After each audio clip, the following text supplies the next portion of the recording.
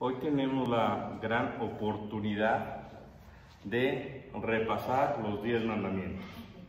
Pero existe una gran tentación, y la gran tentación es, ya me los sé, ya me los aprendí. Es más, he sido hasta catequista, los he repasado, les he preguntado a los niños, ¿qué podrá decirme el Padre de nuevo? Esa es la gran tentación. Ahora bien, tenemos dos libros que nos van a servir de base, pero no solo para mí, sino sobre todo para cada uno de nosotros, para reforzar lo que es nuestra fe. Hay un libro que es el que se sugiere para todo catequista, para todo cristiano ya formado, donde viene ahora sí que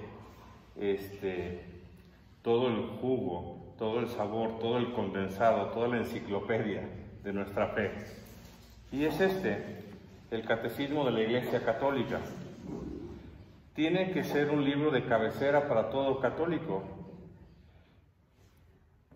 Este es reducido, es con letra pequeña, hay otro que era naranja tipo ladrillo, más grande, grueso, luego ya salió la edición en blanco, con la hoja más delgada, pero finalmente está el catecismo, así como introducción, dividido en 4 partes. ¿En qué creemos? ¿Cuál es nuestra fe? Y ahí se explica todo lo que es el credo. ¿Cómo vivimos nuestra liturgia? Y ahí se explican los 7 sacramentos, cómo la gracia de Dios nos va llegando. Tercero, cómo debemos comportarnos para ser seguidores de Cristo. Y ahí se explica la vida de Cristo tomando de apoyo los 10 mandamientos. Y finalmente, quien se acerca a Cristo tiene también la ilusión de rezar. Y por eso la última parte es la explicación del Padre Nuestro, haciendo énfasis en la oración. Entonces, 4 artículos muy fáciles de entender: el credo, los sacramentos, los mandamientos y el Padre Nuestro. Entendiendo esto, entonces ya el índice es más fácil de entender. Pero en la historia del ser humano siempre ha existido la pereza o la síntesis. Entonces, este mismo catecismo, al finalizar cada sección o cada capítulo, tiene algo que se llama resumen. Y los resúmenes del catecismo se editó otro libro, pero ya en forma de preguntas y respuestas, que se llama compendio. ¿Qué es Entonces, esta es una síntesis de y los obispos se ayudan de este libro y de este libro para bajar ya el catecismo para las parroquias, para las catequesis de escuela de la fe, para alguien que quiere dar clases de religión. Se ayuda de estos dos y ya lo baja, sea con cuentitos para niños, sea con anécdotas para jóvenes, o sea, materia más digerible para adultos. Entonces, yo la verdad sí me divertí mucho tratando de hacer este repaso de los 10 mandamientos, pero bajo el conocimiento de que a quienes les tengo que hablar, pues ya son adultos y que ya tienen ciertas bases.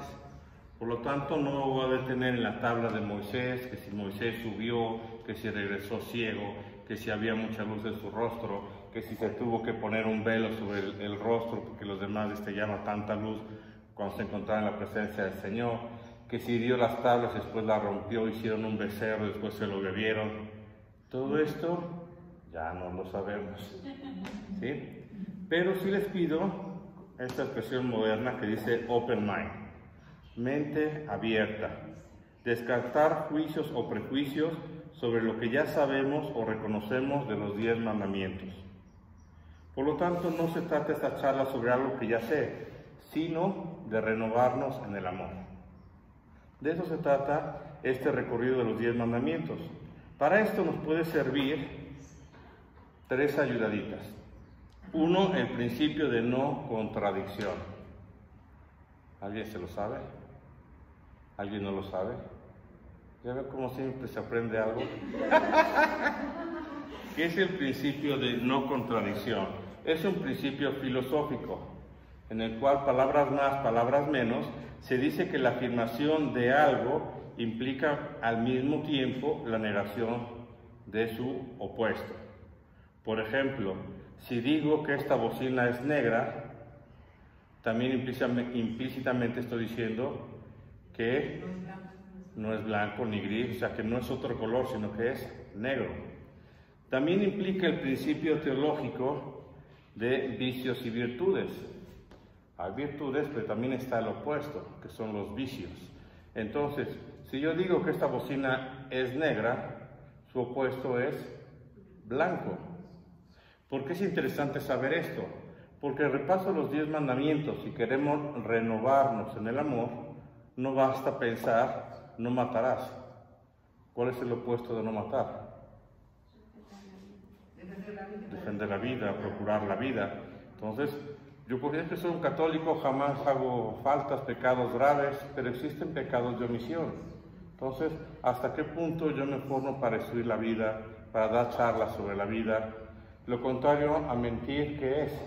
Decir la verdad. Vivir en la verdad. Soy honesto, soy sincero, soy transparente. ¿Cómo hago yo para respetar y difundir la verdad? Me sigo formando para conocer más sobre mi fe. ¿Se dan cuenta cómo estos principios sí suman? Porque el catecismo de los 10 mandamientos para un pequeño es restrictivo. No hagas, no te permites, respeta. Incluso en nuestros hogares la primera educación es restrictiva. No toques, no cuelgues, deja en su lugar. En la medida que la formación es gradual, ya le van respetando al otro sus espacios. Le cierran la puerta y le dicen, esa es tu recámara, tú la limpias, tú la ordenas, tú la desordenas, porque yo ahí ya no entro, es tu cueva. Ya después, una vez al mes, uno entrará y verá si el niño o la jovencita entendió, y si no, pues le quita rayitas y dices, pues te tendré que empezar a tratar como niña, porque como adolescente intenté y no has probado. Ya el otro se enciende y ya empieza el diálogo, ¿no? Y tercero, además del principio de no contradicción y del principio teológico de los opuestos de vicios y virtudes, también hay que detenernos en lo que es la ley moral o la ley civil, que implica a todo ser humano. Tanto es así que aunque yo no haya leído la Constitución de Turquía, que es un país donde la religión principal es la musulmana, o yo no haya leído la Constitución de Israel, donde la ley principal, la religión principal es la judía, yo sé que si tomo algo que no es mío y me cachan, al bote, a la cárcel. Es una ley civil y la llevamos en nuestro corazón. Si no es tuyo, es de otro. Hay que respetar. Pero también está la justicia divina. Si yo voy al Vaticano y vengo mal vestido, tendré que entender que me van a dar una camisa o una toalla tipo falda para que pueda entrar. O si yo voy a ir a una mezquita, tendré que entender que no puedo entrar de la mano de mi esposo, aunque sea mi esposo, y tendré que ir con vestidos hasta el tobillo y camisas que me cubran hasta el puño de los brazos. Y sobre todo el velo, padre. Sí, o sea, estamos yendo al punto de que hay justicia también espiritual y hay cosas que yo veo o entiendo, entonces, porque yo respeto la fe del otro, me sumo a esta justicia espiritual porque sé que no agrede mi ley moral. O sea, me están pidiendo que me ponga un velo, me lo puedo poner. Si me pidieran entrar a un lugar, a entrar sin ropa porque es la justicia espiritual, dijo, gracias, me quedo con la duda. Ahí nos vemos, ¿sí? Porque hay una ley que me lo indica. Y esto implica el primer mandamiento, amarás a Dios sobre todas las cosas. O el segundo, santificarás las fiestas. Hay mis fiestas, mi liturgia, pero también hay liturgias de otras religiones en las que yo, entendiendo el lugar y las circunstancias, tengo que vivirlas y respetarlas. Comprendiendo esto, va a ser realmente un recorrido muy bonito que podamos hacer. Si les sirve de ayuda del compendio del Catecismo de la Iglesia, vamos a repasar de la pregunta 434 a la pregunta 533. Son 100 números. En este pequeñas páginas se resume lo que les voy a explicar ahora. Hay un pasaje que ponen de introducción los 10 mandamientos, y es la del joven rico que se acerca a Jesús y le hace una pregunta: Señor, ¿qué tengo que hacer yo para ganar el cielo? Y sigue siendo una pregunta real, y tenemos que agradecerle a este muchacho que haya tenido la alegría, la sencillez y la sensatez de decirle esto al Señor. Pero más allá de la pregunta, yo creo que lo más importante es la respuesta. Y Jesús le dice: si quieres ganar el cielo, cumple los 10 mandamientos. La segunda parte ya no nos interesa, cuando Él le dice en su humildad: desde pequeño los he cumplido. Y sigue el Evangelio, pero eso ya es otro tema. Pero la primera respuesta para todo católico de a pie, para todo cristiano que sigue a Jesús: ¿quieres ir al cielo? Te lo pongo fácil: 10 hojitas del Padre de Neto. Por delante y por detrás cumple los 10 mandamientos. Cada una de estas hojitas, de no ser la primera que es la introducción, resume qué indican estos 10 mandamientos. Entonces, algo que también ya lo conocen, pero no está de más introducirlo, es que los 10 mandamientos están divididos en 2 sectores: cómo tiene que ser mi relación hacia Dios y cómo tiene que ser mi relación hacia los demás. Y un poquito hacia los demás entra también la relación conmigo mismo, ¿no? Pero bueno, mi relación con los demás son los primeros 3 mandamientos, y mi relación con Dios son los primeros 3 mandamientos, y mi relación con los otros son los otros 7 mandamientos. Pero todos estos 10 mandamientos se resumen en un verbo: amar. Por eso la introducción de los 10 mandamientos es crecer en el amor. ¿Cómo puedo yo mostrarle mi amor a Dios? Cumple los 10 mandamientos. Por eso la primera parte es: amarás al Señor tu Dios con todo tu corazón, con toda tu alma, con todas tus fuerzas. Y enseguida sigue la explicación de los otros 7 mandamientos: y amarás a tu prójimo como a ti mismo. Ya menos mal que en este no puso todavía Moisés la parte de amarás a tu prójimo como Cristo te amó, porque todavía nos hubiera subido más la escala de valores, ¿no? Es lo que se conoce como el último mandamiento, o el 11º, en la última cena, el mandamiento del amor: ámense los unos a los otros como yo los he amado. Acá todavía nos dice: al menos como tú te amas, al menos como tú esperas ser querido y amado. Entonces, sabiendo esto, el primer mandamiento de amar a Dios sobre todas las cosas, ¿cuál sería el principio de no contradicción? Si yo amo a Dios, por lo tanto, no tengo que amar aquello que no sea Dios. ¿Sí? Entonces, no amar aquello que no sea Dios entran en las faltas contra este mandamiento. Por ejemplo, el politeísmo. Aquellas personas que por falta de formación o vanagloria tienen varios dioses. La idolatría, el amar o adorar a otros seres que no son dioses. Y aquí ya no me detengo en las cuestiones materiales, porque ya llegaremos a otro mandamiento que lo toca. Entramos a la parte de la superstición, y de esto todavía hay mucho en el siglo XXI. Te cobran más por leerte el café y las manos que por ir al psicólogo. Y lo más curioso estadísticamente es que los que suelen ir más a que le lean el café, las manos, etcétera, tienen 2 características: son poco religiosos y son personas estudiosas. Es absurdo, ¿no? Han pasado una carrera, han pasado unos estudios, pero como su fe la han dejado de lado, creen mucho en esta incongruencia de las supersticiones. Padre, entonces si yo leo los horóscopos y todo lo que viene ahí, pues leer no es problema. El problema es que te lo creas. El horóscopo, el tarot, apenas escuché a una muchacha que me dijo que era muy fan del tarot terapéutico. Pensé una grosería en mi mente, pero no se la dije. La verdad es que se está grabando. Pero le pregunté ya seriamente: ¿y qué es el tarot terapéutico? Entonces ya me explicó, igual te ponen las cartas, pero quien te está dirigiendo te quiere ayudar a escoger libremente qué es lo que conviene, no decide sobre ti. En fin, por si les llega a sus oídos esta nueva versión del tarot, ¿no?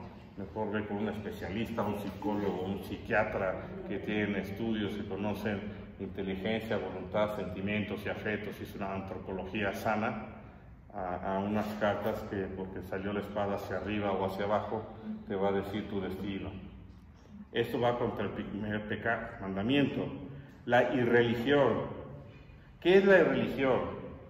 La irreligión tiene 3 características. Tentar a Dios. Señor, si no me haces esto, luego yo voy a hacer aquello. ¿Sí? Es como condicionar a Dios. Señor, desde hace tanto tiempo te estoy pidiendo que quiero ir de vacaciones a tal lugar. Si no me lo cumples, pues voy a dejar de rezar, porque sé que esto no funciona. Haz este trato con tu jefe y tu jefe te da las gracias, ¿no? Porque oye, aquí las reglas del juego están claras. Nosotros te contratamos, te dimos ese trabajo, quedamos en un sueldo, lo que no esté de acuerdo lo entendemos, pero de condicionarme, pues, a ver, no va por ahí. Eso es la irreligión. También el sacrilegio, el usar objetos litúrgicos o cosas sagradas con un uso inadecuado a propósito. O sea, eres consciente de lo que hiciste. Y la simonía. ¿Qué es la simonía? El tener cosas o recursos de Dios, pero que lo estás vendiendo a los demás. Es como si yo, como sacerdote, estuviera cobrando de todos mis usos, oficios, por hacer business. No, hay cosas que se pagan, se da la secretaría, ayuda al mantenimiento de la iglesia. Hay otras que la gente libremente te da un sobre y dice, Padre, gracias por su servicio, pero no sería correcto que un catequista, un evangelista, un sacerdote estuviera haciendo negocio por hacer negocio de las cosas que son de Dios. Ejemplo, la cantidad de sectas, que te enteras que los grandes jefes están llenos de mucho dinero, ¿no? En esto también entra el ateísmo y el agnosticismo. El agnóstico es el que quiere conocer todo por la razón, y si no pasa por la razón, no lo asume desde la fe. ¿Por qué son pecados estos? Porque atentan contra la confianza en Dios, atentan contra la esperanza en Dios. Y si yo no tengo puesto en Dios mi esperanza, la termino colocando en los hombres. Y peor aún, incluso en algunos hombres que son todavía algunas rayitas peor que yo. Pero cuando uno está confundido, esto lo provoca el demonio. Por eso el primer mandamiento es adorar al Señor, solo a Él rendirle culto. En este mandamiento también entra la libertad religiosa, la capacidad de que el gobierno no nos puede censurar el buscar y practicar nuestra fe. En alguna ocasión se han ido a Estados Unidos, en pocas cuadras podrás encontrar 2 o 3 iglesias que, aunque tienen el crucifijo, tienen denominación cristiana distinta. Qué maravilloso, ¿no? Que hay una cierta tolerancia para vivir la fe, y esto el gobierno civil tiene que entenderlo. El primer mandamiento también respeta la veneración a las imágenes sagradas. Esto atenta mucho contra los testigos de Jehová, o el Antiguo Testamento que dice no se labrarán escultura alguna de Dios. ¿Qué es lo que nos dice que sí podemos hacerlo? El hecho de que Jesús se hizo hombre. Dado que Jesús se hizo hombre, nos permitió que el hombre lo pueda pintar, lo pueda dibujar, lo pueda tener como referencia. Por si alguna vez se les cruza alguno de estos personas que van contra las imágenes sagradas, ese es el argumento principal. Segundo mandamiento, no jurarás el nombre de Dios en falso. ¿Por qué es una falta grave? Porque es poner a Dios como testigo en una mentira. Yo puedo jurar por Dios, como diciendo, mira, si no me crees, pongo mi mano sobre Dios de que lo que te digo es cierto. Si el otro no te cree, problema tuyo. Pero si tú lo estás haciendo honesto, estás poniendo a Dios como garantía, no es pecado. Pero si tú lo estás poniendo a Dios como garantía y sabes que es mentira, es un falso pecado y muy grave. Tanto es así que lo habrán visto en algunas escenas de película ante los juzgados, donde de repente, según la religión del acusado, le traen una Biblia, el libro del Corán, algo que represente su fe, y le hacen apoyar su mano como diciendo, para que no hagas perjurio, somete tu palabra ante la palabra de alguien que es mayor que tú. ¿Cuáles son algunas faltas contra jurar el nombre de Dios en falso? La blasfemia entra aquí. El hablar o pronunciarse mal de Dios, de las cosas de Dios y de lo que representa a Dios. O sea que a mí no me pueden hablar mal. Porque una cosa es José Manuel como individuo civil y otra como sacerdote. Entonces, la blasfemia es un odio a la fe y se escupe con palabras, con groserías, con circunstancias. La imprecación es una palabra curiosa. No sé si la han buscado en el diccionario, si alguno sabe su significado. ¿Imprecación? De imprecar. Imprecar quiere decir desearle vivamente el mal a alguien, incluso que sufra. Qué duro, ¿no? Una persona que impreca no solo te recordó el 10 de mayo, sino quiere que te vaya mal, te desea lo peor, desea que sufras. Y peor aún si lo pone en nombre de Dios. Así como Dios bendice, también Dios te puede maldecir. Pues esto es imprecar. Dios no quiere el mal para ti, mucho menos si pones a Él como testigo. También la infidelidad a las promesas hechas en nombre de Dios. Padre, entonces yo prometí algo en nombre de Dios y no lo cumplí. Paréntesis, no estoy hablando de pecados mortales o pecados veniales. Estoy hablando de faltas. Ya después la gravedad, ya tú la podrás investigar dependiendo qué, cómo y cuándo lo dijiste. Porque no es lo mismo quitarle un caramelo a tu compañero de clase a quitarle 10 pesos a la muchacha que te ayuda en el servicio, sabiendo que con esos 10 pesos pagas autobús de regreso. Entonces no es la materialidad en ocasiones, sino las consecuencias incluso que esto produce. La infidelidad a las promesas, por eso siempre ustedes hagan alguna promesa, busquen ratificar con su confesor o su guía espiritual si esto viene de Dios. Y si la quieres cambiar, tu confesor o tu guía espiritual te puede cambiar la promesa. Si son promesas o votos religiosos, ya es otra circunstancia, como es la mía, ¿no? Pero algunos de ustedes tienen promesas de fidelidad al haberse casado y traen su anillo y quieren y desean ser fiel ante la persona con la cual se han consagrado. Hay ahorita un programa que se llama Biyu, que es de la vivencia en la pureza, y los jóvenes o señoritas que no están casados y con un acompañamiento hacen esta promesa, se les entrega un anillo. Y ese anillo están ellos diciéndose, porque no necesariamente el de afuera entiende por qué se lleva el anillo, que quiero ser puro en pensamientos, palabras y acciones. Y si alguna vez falla esa persona, ¿contra qué pecado atenta? Contra el segundo. No hablo si fue grave o si no fue grave, ya las circunstancias del penitente lo dirán. Pero si no quiero jurar el nombre de Dios en falso, ¿cuál será la acción positiva?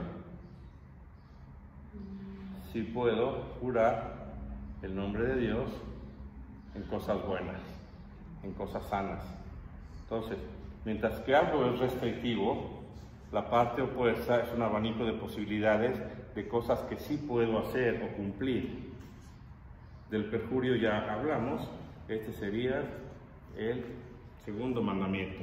Pasamos al tercer mandamiento: santificarás las fiestas.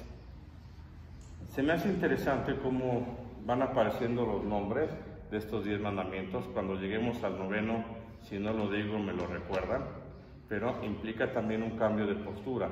Entonces, santificar las fiestas. Para nosotros católicos y creyentes es el domingo, el día de la resurrección. El domingo viene siendo nuestro día de descanso. Para los judíos suele ser el sábado, y para los musulmanes, que tienen un cóctel de espiritualidad de los judíos y de los católicos. Recuerden que primero nacen los judíos, con Cristo nacen los católicos, y Mahoma junta 500 años de experiencia religiosa y hace el Corán, ¿no? Para ellos su día sacro es el viernes. Bueno, pues sabiéndolo, lo respetamos, ¿no? Pero porque Dios también nos dice, es bueno descansar. Es bueno que no pierdas la brújula de tu semana. Es bueno que entiendas que no es lo mismo vivo para trabajar que trabajo para vivir. Entonces yo trabajo para vivir y si ya tengo lo necesario, no tengo que estarle macheteando el domingo. No, descansa un rato. El que trabaja para vivir, vive en constante trabajo, dinero, presiones.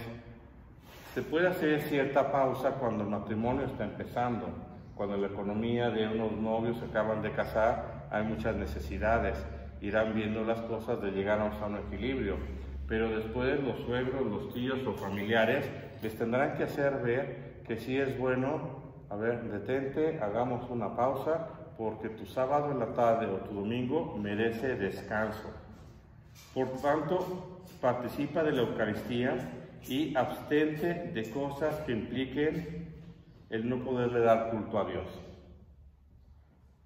¿Sí me expresé bien o no? Sí. Si sé que tengo mi misa el domingo, pues no programes para ese día cosas que te van a mantener tenso o intranquilo. Ponte a lavar el coche, ponte de acuerdo con tu familia para hacer la despensa, o sea, cosas que tú digas, hoy es un día diverso. Civilmente hablando, el gobierno o el Estado tendría que respetar el día de descanso laboral. Hay trabajos que tienen que abrir incluso el domingo.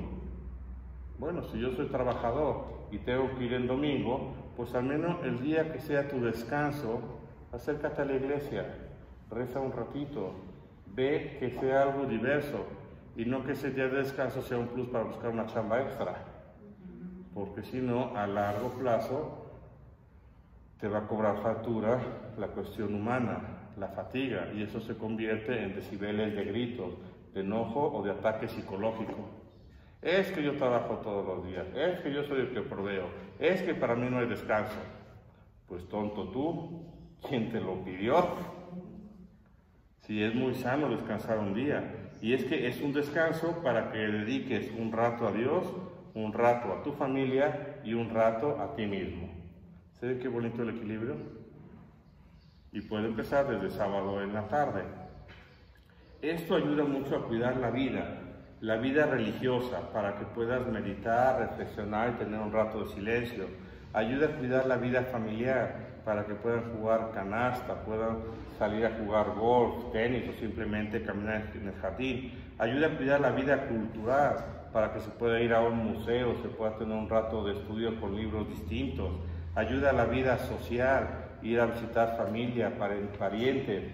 Hay incluso gente que los días domingos ayudan en la catequesis o van a ver ancianos, orfanatos, o cuando es Navidad dedican para servir la mesa de Navidad a gente pobre.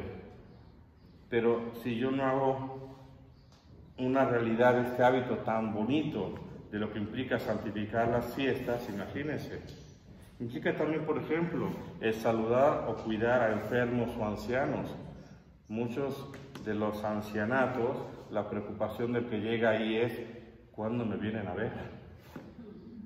Ya no estoy poniéndome de acuerdo si estuve de acuerdo en que me trajeran o no me trajeran. Es el aspecto de no quiero permanecer solo, quiero que alguien esté a mi lado. Y el domingo es un buen día, o el sábado. El no hacerlo o provocar estas circunstancias se llama pecado de omisión. ¿Verdad que está interesante el resumen de este librito? Bueno, espero que les esté dando mucha luz.